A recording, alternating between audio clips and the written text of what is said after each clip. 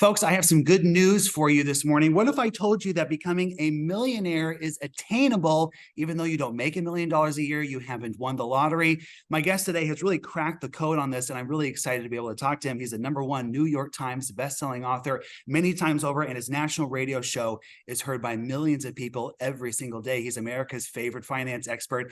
Welcome, Dave Ramsey. Hi, Dave. Hey, how are you? Merry Christmas. Merry Christmas to you too.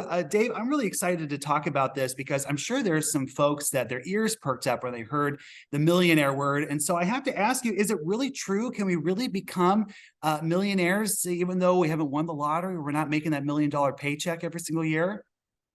Well, absolutely we can. And the first thing we've got to understand is really what a millionaire is. It's not someone that makes $1 million a year. It's not someone that has a private jet.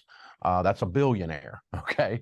Millionaires is someone that what you own minus what you owe equals $1 million or greater. So if you've got a paid for home and a pile of money in your 401k, that's how a lot of people become millionaires, are just those two things. Yeah. One of my favorite things about you, Dave, is how transparent you are and how you've really been sharing your story with so many people about how you went bankrupt and then came back from that and became a millionaire again yourself. And you talked about that in your new book called Baby Step Millionaires. But I want to ask you, tell me, maybe what was the most challenging baby step for you personally to be able to take to achieve that? Well, when we went broke, it's because we had too much debt. I got a PhD in DUMB. I mean, I did everything stupid and wrong. And that was back in my 30s, over 30 years ago now, and late 20s and early 30s. And I got the opportunity to start over with grandma's common sense and God's ways of handling money. So we quit borrowing money. We're weird.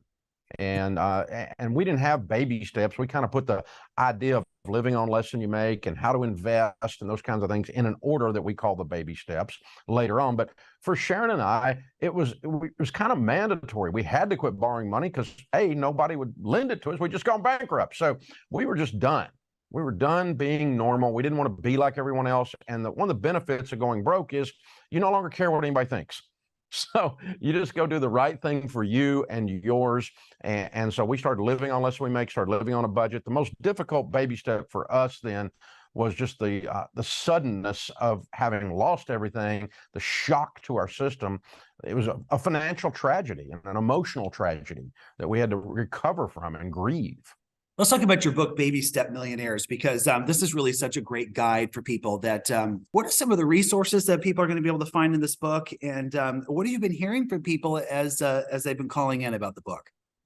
Well, I actually wasn't planning to write a book at the time we did this one, but I just kept running into two things that kind of made me know I had to put this down. One is I was running into people everywhere, because I've been doing this for 30 years, that were following the baby steps and following these common sense principles and steadily investing and getting their homes paid off, and they were becoming millionaires following the baby steps. So I'm running into millionaires everywhere. And they're, Dave, I'm a millionaire because I did this stuff for 10 years, 20 years, 15 years, whatever. And then the other people I'm running into, mainly on social media, and I'm seeing them in articles, are saying it can't be done, that the American dream is dead. There is no hope. The only way you're going to be rich is to inherit it. And so we did the largest study of millionaires ever done in North America, 10,167 of them, detailed, in-depth, airtight research on what a millionaire is and how they got there.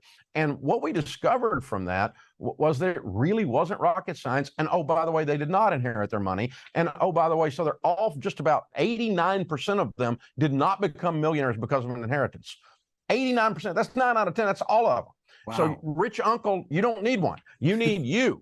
And so what you do is you get out of debt and you take what used to be a car payment and you put it in your 401k. You get out of debt, you kick Sally Mae out in the street, give the old woman her eviction notice, get her out of your house, and you take that money that was in a student loan and you use it to reduce your house payment. And then when you get out of debt with no house and you got a $400,000, $500,000, $600,000 paid for home, and you go 15, 20 years into your 401k and you got $600,000 or $800,000 in there, boom, you're a millionaire. That's what most of them did. So it's very possible. So the reason we did this was to tell people it's true, it can be done, and it's based on facts, not just hope in general. But you got to give people hope again.